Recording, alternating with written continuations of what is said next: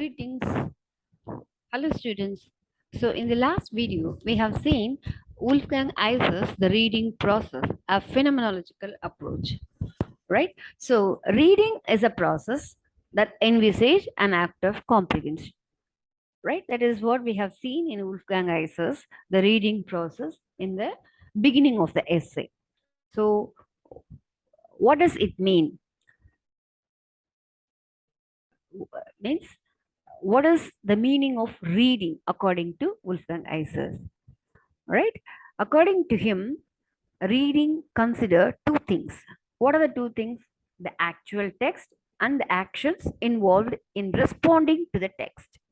This is what Roman Ingodden termed as concretization, meaning realization. The act of concretization is bipolar, that is aesthetic and artistic. This is what we have seen in the last video, right? So we have seen that Lawrence Stern's Wolfgang Iser quote in the last video itself, and what is reading, what it actually mean, what is the text, how new critics and formalists believed, according to formalists, what they mean, right? So now we have seen that how memory plays a vital role in reading, even as perception does, right? We have seen all those things in the first video. Now let's see that how a literary text triggers our expectation to recreate the world it represents, right? This is called the virtual dimension of the text. A literary text triggers our expectation to recreate the world it represents. So, whatever it is, whatever we read in our imagination, we recreate. That is what, virtual dimension of the text. We can say this, for example, Harry Potter. Whatever we read in the text, visually, we recreate the same thing. That is why they have created, when we see in the movie, right, whatever we read in the text we could recreate in the real world. That means in the imaginary world that we see, virtual world. That is what virtual dimension. So now the virtual dimension is neither the text itself nor the imagination of its reader, but the coming together. So it is not that when we say the virtual dimension, it is not, we cannot separate the text and the virtual thing which we have created. It is coming together. How the text and the virtual dimension meets the meeting point. We have to, at least somehow we have to connect with the text. The text elaborate or narrate something else, and the imagination something else, then we cannot relate to the text. Now whatever the text, you know whatever the text says, it could be virtually, interpreted, virtually imagined. Then only the meeting point, the coming together, is called that a reading process, right? The meeting point of text and imagination, that is a reader's imagination, that is what called work, that is what called reading process here. In the 20th century school of German philosophy, called Gestalt, right? Gestalt theory, right? He believes that the perception of the total of anything whole is different from the perception of the sum of its part. It is actually true. When you consider the whole event, you have a different perception. And when you segregate the events into segments, part by part, then your perception is something different. It is not the same as you see as a whole. So the Gestalt theory is otherwise called an anti-atomistic theory. This Gestalt psychology of the virtual dimension therefore believes that a text has the potential for 7 different realization. So it is inexhaustible. So each reader in each reading fills in the gaps in his own way, even while he is engaged in the act of reading. This is because the potential text is infinitely richer than any of its individual realization. So, according to this theory, each text, you know, it has the potential for seven different realization. The same text, it has been read by the same reader seven times, right? It gives each time a different meaning. It is not that the second or third reading gives better realization. No, not at all. It is according to the reader's perception, according to the reader's uh, experience. It has various meanings. It has interpreted in a different ways, right? So, therefore, the second and third and multiple reading produce different impressions each time, proportional to the change in the reader's own circumstances or situation. So, it depends upon the reader's situations, it depends upon the reader's circumstances, it depends upon the reader's exposure to the life, the meaning changes, right? So it is not the second reading is truer than the first, but just that each is quite simply different. So that is what I said, that it is not the second reading or the third reading. You can say that richer than the first reading. No, not at all. It is the second reading or third reading or seventh reading. Each reading something quite simply different. Therefore, the reader's experience of the text reflects his own disposition. The process of reading also involves anticipation and retrospection. Hope you know the meaning of the word retrospection. Anticipation is something you expect, retrospection is the thing that the act of looking back. A second reading elicits an advanced retrospection, right? The stars in the sky, like the literary text, are fixed in their positions. The lines that we draw to create patterns and images out of it depend on our imagination and the situation we are in at the time of drawing, connecting lines between each star. So this is, a very good example. When you see the stars in the sky, it has, its own positions, right? According to our imagination, we can draw lines from one star to another star, right? So it is not the stars, changing places. It is only we create different meanings. We connect stars in a different patterns. We create images according to our mood. So it is mainly based on the reader's perception and the reader how he or she has interpret, draw lines between the stars, uh, draw patterns among the stars, draw images among the stars. So it is based on the reader's perception. The stars has its own position. Similar way, the text is something which is in the same position. Only the reader connect the text according to his or own experience, right? Exposure, and based on his or her experience, the text gets meaning, different meaning in each reading, right? The written part of the text provides us with knowledge, but the unwritten part of the text provides us with the opportunity to picture things according to our imagination and frame of mind. This is what, as I said, those heard melodies are sweeter, unheard unheard melodies are sweeter than those, right? This is like whatever we see or we hear that are sweeter, but unheard are more sweeter, right? This is what he explains, the sweetest, right? The picture of text through our imagination provides us the result of literary text. The soul is colored and conditioned by the reader's own characteristic selection process. So, what is the purpose and history of reader response criticism? The domain of literature has a vast horizon representing a cluster of literary theories.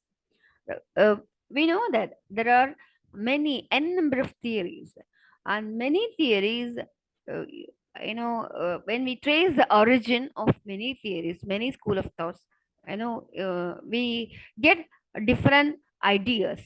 But this one in 20th century, um, you know, uh, the purpose and this school of thought actually different because of this different perspective. It got attention to everyone.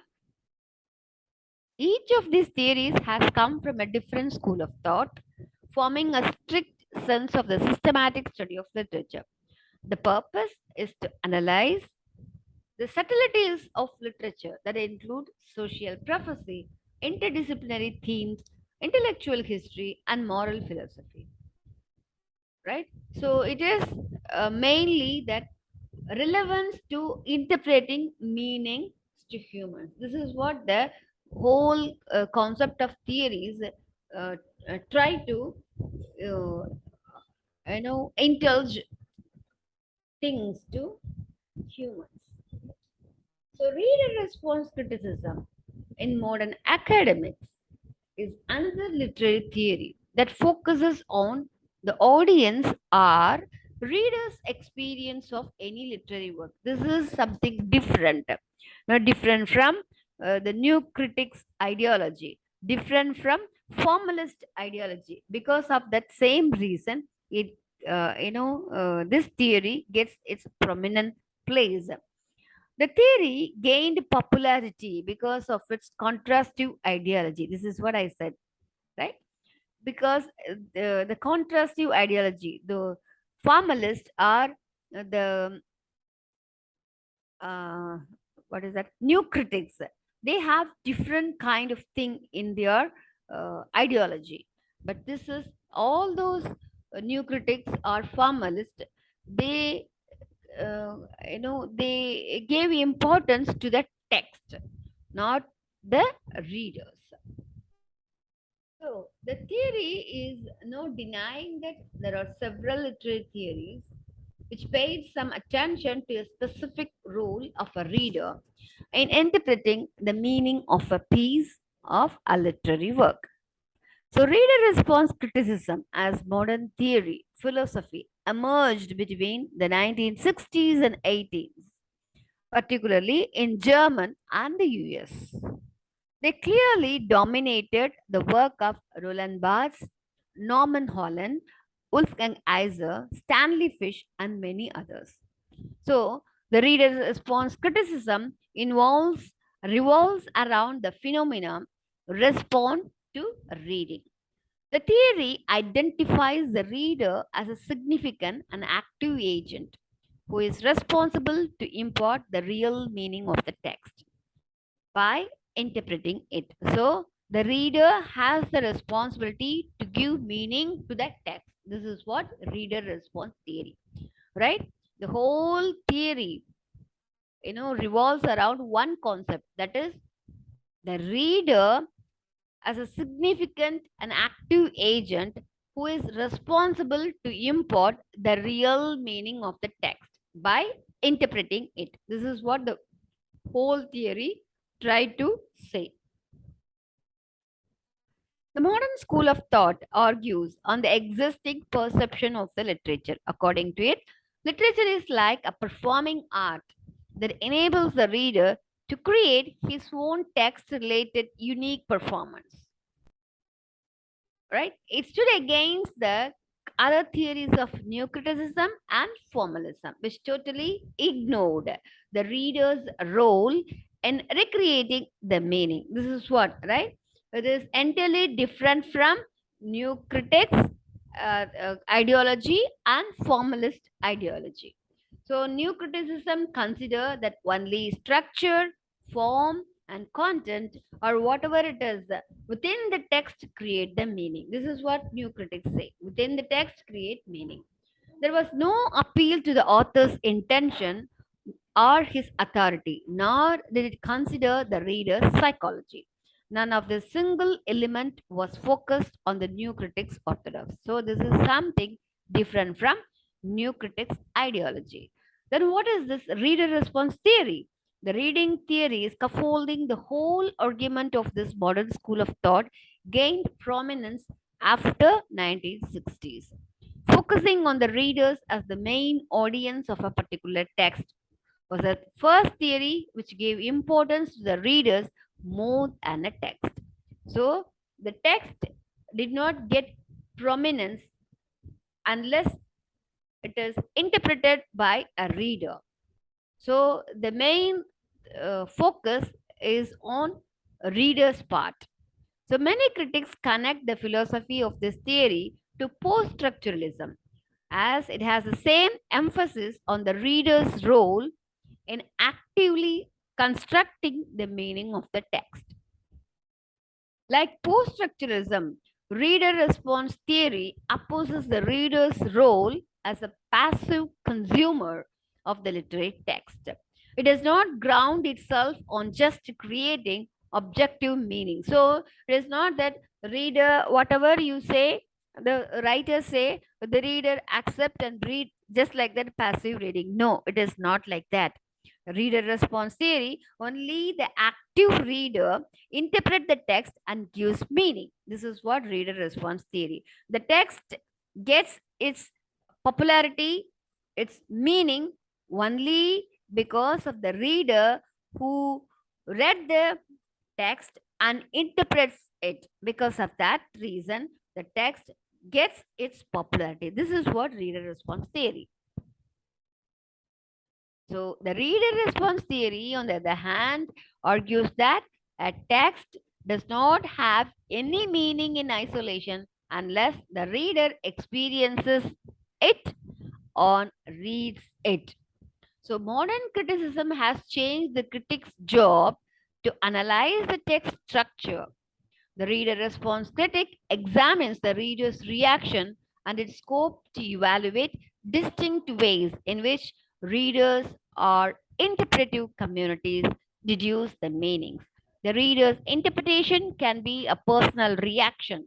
It can be culturally inherited way of interpreting things. So according to reader response theorist, the text gets its meaning only because of the reader who reads it and interprets it the text. So reader response theory exhibits an essential role of the reader when it comes to creating the meaning of the text. The theory works with an ideology of reader existence. According to it, it is only the reading experience in which literary work comes alive. The work gets its life only because of the reader. The interesting fact about this approach is that it does not require you to support the right or wrong stance. There is no fixed or absolute reading response. However, it is all about demonstrating an understanding of what you read by explaining and supporting your reactions. It is not that right or wrong. It is totally depends on how you interpret. This is what. Using a standard approach by simply writing that I didn't like the text because it does not relate to my life, or I liked it because it has a cool ending that made me excited, does not always work, right? When you say that these are the two standard definitions, they say that I like this text. Why? Because I can relate myself with the text. It does not work. You cannot say like that. Or you can say that no, this I don't like this text because it's no way related with my life. Or I can say that I liked it because it has a cool ending that made me excited. You cannot say these kind of standard replies. You have to interpret the text to give meaning to the text. right?